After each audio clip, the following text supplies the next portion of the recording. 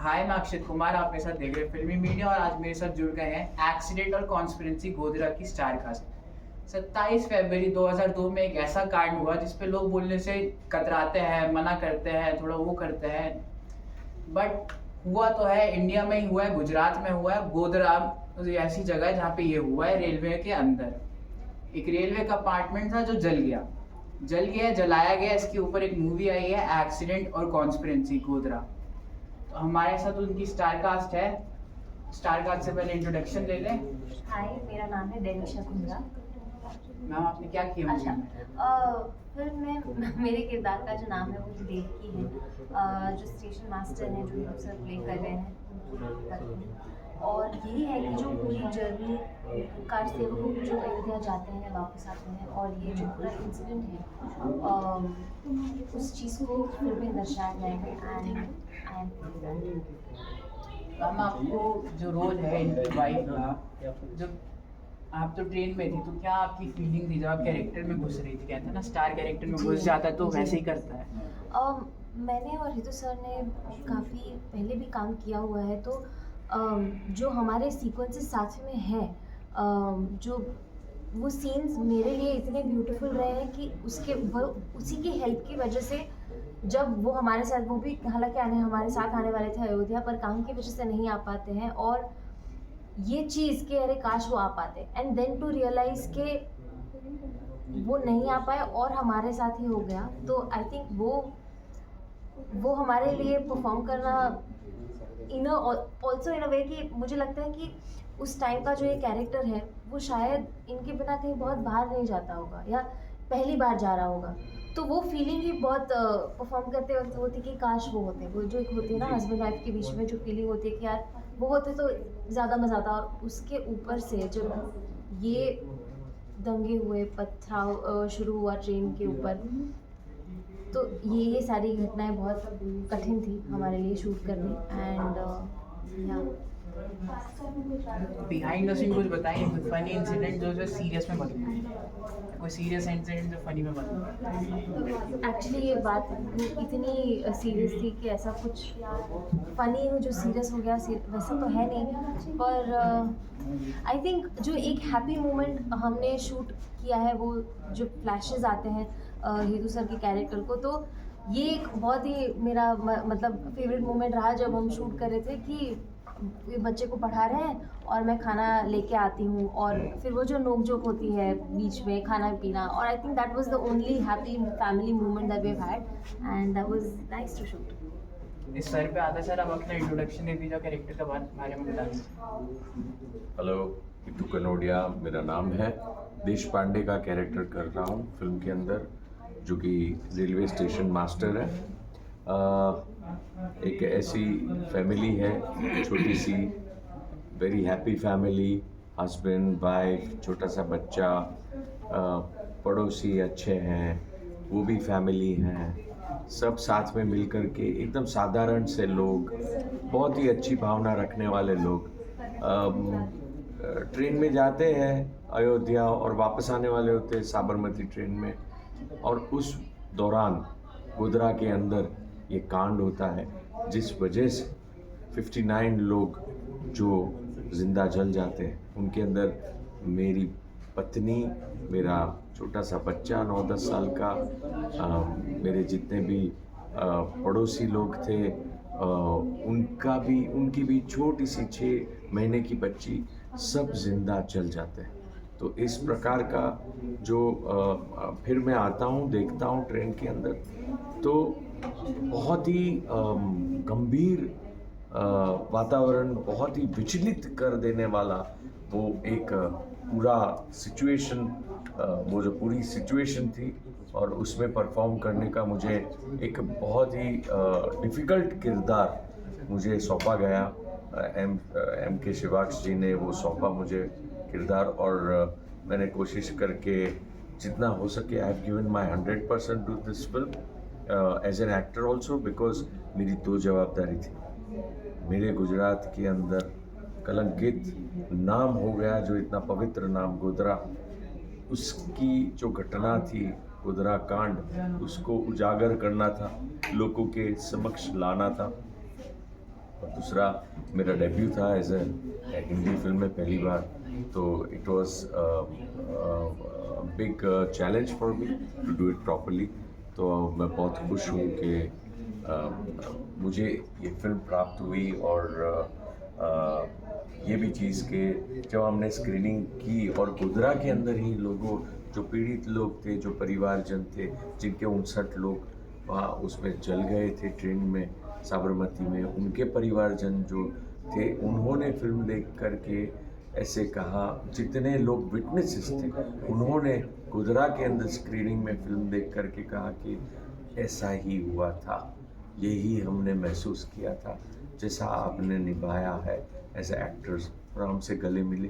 तो वहीं पे एक सफलता प्राप्ति की एक अनुभूति होती है।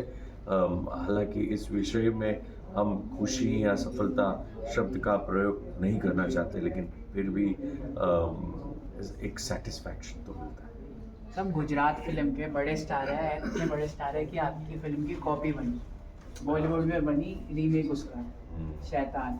सर आपका ये पहला हिंदी फिल्म में डेब्यू था, तो ऐसी मूवी क्यों चूज? क्योंकि इसमें चैलेंज था, इसमें हकीकत थी, सच्चाई को उजागर करने वाली एक बात थी, एक जवाबदारी है, एक even as a citizen, even as an actor एक जवाबदारी होती है कि तुम सिर्फ एंटरटेनमेंट के नाम पर गाने गाओ, फाइट करो और जस्ट मसाला फिल्म करके तुम चीप पब्लिसिटी प्राप्त करो या ऐसा कुछ करो, उससे सामाजिक जो तुम्हारा जो दायित्व है उसे तुम निभा नहीं रहे हो। एक जब तुम एक स्तर पर पहुंचते हो, जब तुम, जैसे कि मैं मेरी बात करूं कि 100 films I done, and like you said, मेरी वश गुजराती फिल्म, उसको अजय देवगन साहब ने उसके राइट्स लेके हिंदी में रीमेक किया, शैतान बनाई, और मेरा जो किरदार वश में था वो उन्होंने शैतान में निभाया, बहुत बड़ी बात है। अभी इतना सारा प्राप्त कर लिया है तो सोसाइटी के प्रति तुम्हारा कुछ तो you have to give back.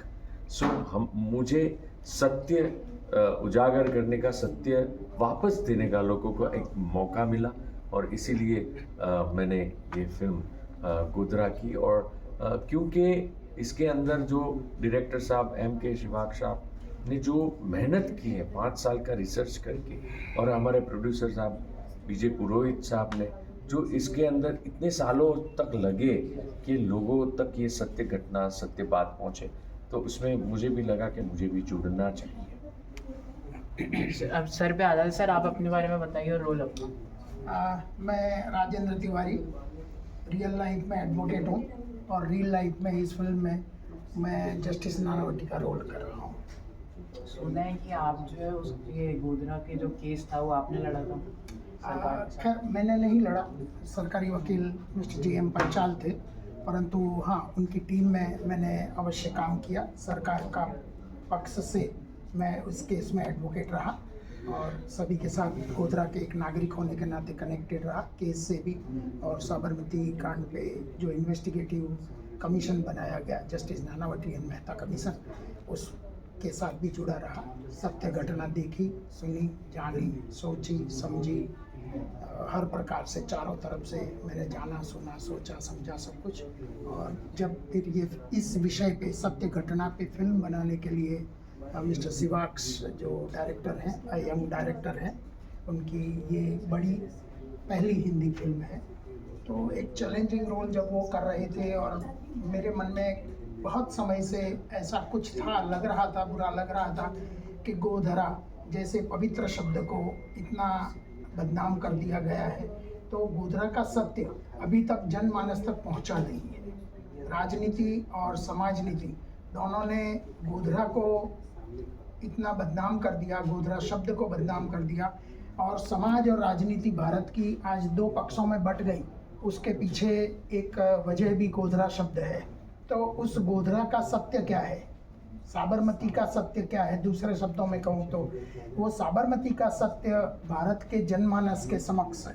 6 अलग अलग भाषाओं में, साउथ इंडिया की भाषाओं में भी ये फिल्म प्रदर्शित की जाएगी, और विशेषकर हिंदी फिल्म बनाई गई। तो ऐसा जब प्रयास मिस्टर सिवाक्स और जो इसके प्रोड्यूसर हैं उन्होंने तो कर दिया। उन्हें- थोड़ा बताइए ना अंदर, केस के अंदर के बारे में, कौन सी ऐसी चीज़ें जो छुपाई जा रही है? जैसे आप मूवी में आए हैं, एक्सीडेंट है या फिर कॉन्स्पिरेसी थी? नहीं, वो तो सिद्ध हो चुका कि ये कॉन्स्पिरसी थी। मैं तो सिर्फ अब ऑन रिकॉर्ड आए हुए उस सत्य को कह रहा हूँ। अब मेरे कहना कोई मतलब नहीं रखता। जब ऑनरेबल जस्टिस नानावती और जस्टिस मेहता साहब ने इन्वेस्टिगेट करके 2002 से लगा के 2014 तक 12 साल इन्वेस्टिगेट किया, हंड्रेड्स ऑफ विटनेसेस को एग्जामिन किया, सभी डॉक्यूमेंट्स, पेपर्स, उस सीन ऑफ ऑफेंस जो कहते हैं उस जगह का निरीक्षण किया, गुजरात के सभी दंगों को उन्हें इन्वेस्टिगेट किया, सभी से मिले, विक्टिम्स से मिले, आरोपियों से मिले, ये सब डिटेल 12 साल तक इन्वेस्टिगेट करके उनने दोनों जस्टिस ने अपना रिपोर्ट दिया 2014 में। जो 14 से आज 24 हो गया, तो 10 साल में अनचैलेंज रिपोर्ट हो गया है। मतलब इस धरती का सत्य उस विषय में अब वही है जो जस्टिस नानावती कमीशन ने दिया है। तो अब उसमें जो लिखा है कि ये षड्यंत्र था, गोधरा के मुस्लिमों के द्वारा 1000-2000 मुस्लिमों के द्वारा षड्यंत्र करके पेट्रोल इकट्ठा करके 140 लीटर से भी ज़्यादा पेट्रोल इकट्ठा करके 2 बोगी के बीच का जो तालपत्री कहते हैं, वेस्टिब्यूल कहते हैं उसको, वेस्टिब्यूल को काट के अंदर घुस के और चारों तरफ के चारों दरवाज़ों को बाहर से तार से बंद कर दिए गए। S5 और S7 पे इतना बरसात की तरह पत्थरबाजी करी गई कि लोग बच के बाहर निकल ना पाएँ, और वेस्टिब्यूल से पेट्रोल डाल के और साथ ही साथ सलिए तोड़ के अंदर कपड़े पेट्रोल में भिगो के डाले गए। इस प्रकार से पूरी बोगी को 10-15 मिनट के अंदर तो पूरी बोगी जल उठी थी, और पूरा कांड जो था वो लगभग अंदाज से 30 मिनट में पूरा हो गया। उसमें 59 लोग जो निर्दोष थे, कार सेवक थे, पूर्ण आहुति यज्ञ में आहुति देने के लिए और राम मंदिर बनाएंगे का संकल्प करने अयोध्या गए थे, वो लोग वापस आ रहे थे, जिसमें 10 बच्चे थे, 27 महिलाएं थीं और बाकी पुरुष थे। तो ऐसे निर्दोष लोगों पे हमला करके और हत्या करी गई है, ये सिद्ध हो चुका है नानावती कमीशन में। जो मैंने कहा इसे अनचैलेंज्ड है। उसका कारण क्या था? पॉलिटिकल था या फिर जो रिलीजियस था? नहीं, कारण तो के लिए जानने के लिए तो 1000 साल की हिस्ट्री देखनी पड़ेगी।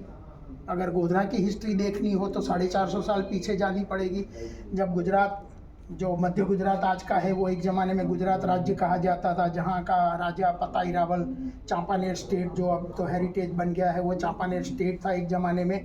उसका कैपिटल था चांपानेर, गोधरा से 30-40 किलोमीटर। और गोधरा इसीलिए हुआ कि उस चांपानेर स्टेट की 1 लाख गाय माता यहाँ पे चारा चरने इस जंगल में आती थी। ये इस भूमि का, गोधरा भूमि का महत्व है, और इसीलिए उसका नाम गौधरा था, जो गोधरा हो गया।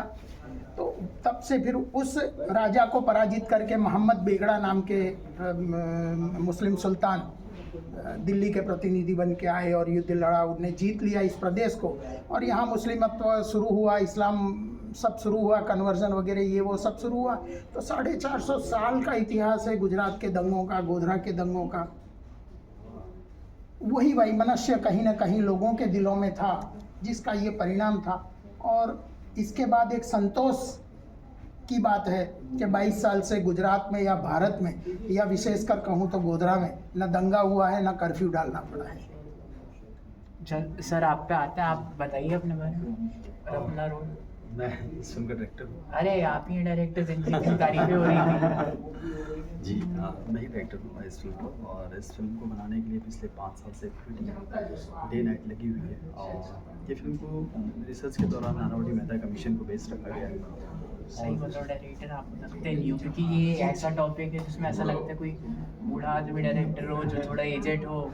जी जी, ऐसा 6 साल की रिसर्च भी आप बता रहे हो। जी जी बिल्कुल। हाँ, जैसे कि रिसर्च है और हज़ारों लोगों से मिलना हो, इस दौरान जो 59 कार सेवक थे उनकी फैमिली से मिलना हो। तो फिल्म का मेन उद्देश्य है कि उस सच्चाई को सामने लाना, उस इमोशन को सामने लाना, जो फील करना बहुत मुश्किल है, क्योंकि जिन्होंने अपनी फैमिली को खोई है, उन्होंने खोया है, वो उनके पास आज तक उनकी बातें नहीं होती। जब हम गोधरा सुनते हैं, गोधरा कांड, तो गुजरात दंगे के बारे में जिक्र होता है। दोनों अलग अलग घटना है, गुजरात दंगा अलग है, गोधरा कांड अलग है। लेकिन कहीं ना कहीं गुजरात दंगे की आड़ में ये सब्जेक्ट बिल्कुल दब कर रह गया, ज़्यादा नहीं बताया गया, लोगों के बारे में नहीं बताया गोधरा कांड के बारे में। रियली आप किसी पर्सन से ऐसे पूछेंगे तो गोधरा कांड मतलब वो गुजरात दंगे के बारे में जानते हैं। और ये फिल्म का मेन यही है कि दंगा हमेशा गलत होता है, हमेशा इनोसेंट लोग ही मारे जाते हैं, लेकिन होता क्यों, हुआ क्यों, इसका रीज़न क्या है? सर यही टॉपिक क्यों, ये ऐसा टॉपिक है जो है नेता खाली जो है इलेक्शन के 2 दिन पहले शुरू करते हैं टॉपिक, आप जो इस पे लेके मूवी बना रहे हैं ऐसे क्यों? क्योंकि ये हर साल ये जिक्र होता है हमेशा 27 फेब को। ये सच्चाई को लाना बहुत ज़रूरी है बाहर, क्योंकि आगे कभी भी ऐसी घटना ना हो। और ये फिल्म अगर पॉलिटिकल तो अलग बात है, पता नहीं पॉलिटिकल क्या है, लेकिन ये फिल्म बिल्कुल तथ्य के साथ, बिल्कुल प्रामाणिकता के साथ आ रही फिल्म। हर एक सीन, हर एक चीज़, हर एक छोटी छोटी बारीकों पे ध्यान दिया गया है, खास करके इमोशंस, कोर्टरूम ड्रामा जो रवि शौरी, मनोज जोशी सर ने जो परफॉर्म किया है कोर्ट के अंदर, दोनों पक्ष को सुना गया बारीकी से, हर एक पक्ष को डिटेल्स में बताया गया है। फिर फॉरेंसिक लैब, बहुत सारे रिपोर्ट्स आए, यूसी बनर्जी रिपोर्ट्स आए, उन्होंने अलग अपना ये बताया कि ये अलग तरीके ये एक्सीडेंट था। दोनों पक्ष को क्लियर किया है फिल्म कि क्या एग्जैक्टली हुआ क्या था वहाँ पर।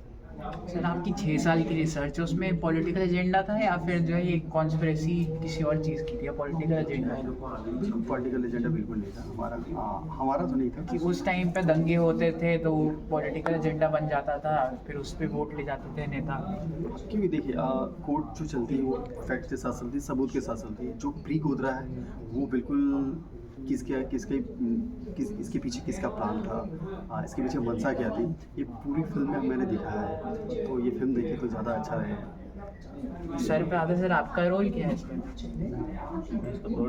अरे आप ही प्रोड्यूसर है, मूवी तो आप ही पैसा लगाया आपने, मेन रोल ही इनका मेन ही रोल इनका है, जो बिना इनकी मूवी बनती नहीं, बिना डायरेक्टर और प्रोड्यूसर के। जी बिल्कुल।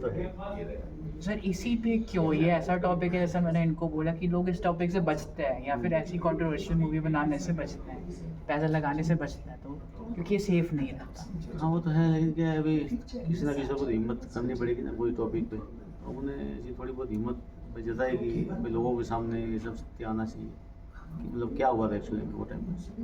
स्टोरी में था कॉन्फिडेंस की 6 साल की रिसर्च में? हाँ कॉन्फिडेंस था, इतना कॉन्फिडेंस के बिना तो ऐसा वो होता ही नहीं है ना। सर बताएंगे मूवी के बारे में कि जो आपने स्क्रिप्ट पढ़ी तो क्या लगा कि इसमें ही लगाना चाहिए पैसा, या फिर जो है? हम लोग पहले से तो जुड़े हुए हैं ये सब चीज़ें, क्योंकि मैं भी वो टाइम पे शुरू में था, ये जो दंगा हुआ वो टाइम पे, तो दंगे हुए क्यों थे आप उस समय उस एरिया में? वही हमेशा सूरत में था, तो आप गुजरात दंगे तो पूरे गुजरात में हुए थे ना। हाँ तो हम लोग भी इसमें जुड़े हुए थे समझे। गुजरात से ही हैं? मैं राजस्थान से हूँ, लेकिन यहाँ पे मैं सूरत में डायमंड का काम करता था, अच्छा। इसलिए हम तो सूरत में थे। हम लोग तो सबको पता चला कि हर साल वहाँ पे कर्फ्यू तो कभी नहीं लगता ही था, गुजरात में हर साल कुछ ना कुछ कर्फ्यू होता था। तो फिर हमने देखा कि ये सब चीज़ पे काम करना चाहिए, जो भी है वो सत्य बाहर आएगा। तो बाकी से स्टार कास्ट के पीछे जो है क्या राज था, क्या है ये स्टार कास्ट क्यों? ये मतलब जिसमें डायरेक्टर साहब ने तो चूज़ किया, बिना प्रोड्यूसर के कंफर्मेशन के कैसे हो सकता है? होता है ना, क्योंकि जो इसमें जो रोल में बैठता है वो हिसाब से हम लोग सजेस्ट करते हैं कि भाई ये इस रोल में बैठेगा, ये रोल में बैठेगा, तो वही सब चीज़ें। मुझे तो स्टार का सेकेंडरी चीज़ है, ये फिल्म ही हीरो है, ये फिल्म ही कहानी ही सब कुछ है इसके अंदर। और आजकल दौर भी हो गया कि रियल सिनेमा, रियल सब्जेक्ट को लोग काफ़ी लोग पसंद करें, खासकर यंग जनरेशन। इसके जरिए यंग जनरेशन को पता होना चाहिए कि दंगा कर्फ्यू क्या होता है और प्री गोधरा पोस्ट गोधरा में क्या डिफरेंस है। तो ये अच्छी बात है कि ये फिर कहानी ही है, कोई इसमें हीरो नहीं है। तो सर ने बताया कि इसमें कोई हीरो वाला कोई ऐसा नहीं है, एक कहानी वो एक इमोशन बहुत हीरो है। 59 कार से लोग जो डेट किए थे वो हीरो है, हमारी फिल्म में हीरो है। तो सर कब रिलीज हो रही है बता दीजिए ऑडियंस को। 19 जुलाई को आ रही है अपना सिनेमाघरों में, जरूर देखिए इस फिल्म को। और ऐसी सच जो आज तक नहीं दिखाया गया है और इस फिल्म के द्वारा दिखाया जाएगा, तो ज़रूर से ज़रूर देखिए इस फिल्म को। आपकी प्रतिक्रिया हमारे लिए बहुत ही अहम है। और इंटरव्यू पसंद आया तो लाइक कीजिए वीडियो, चैनल को सब्सक्राइब कीजिए, जितना हो सके उतना शेयर कर दीजिए। चलो